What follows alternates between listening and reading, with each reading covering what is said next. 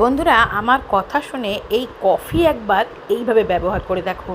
1 চামচ চিনি নিয়েছি, তার মধ্যে দেব হাফ চামচ মতন কফি পাউডার।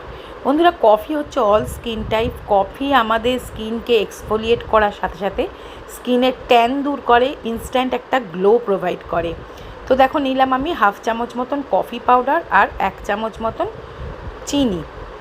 কফি আর চিনির মধ্যে দিয়ে দেবে 4 থেকে 5 ফোঁটা পাতিলেবুর রস। লেবুর রসটা দিলে কিন্তু এই গরমকালে ট্যানটা ইনস্ট্যান্টলি দূর হয়ে যাবে। দিলাম হাফ চামচ মতন গোলাপ জল।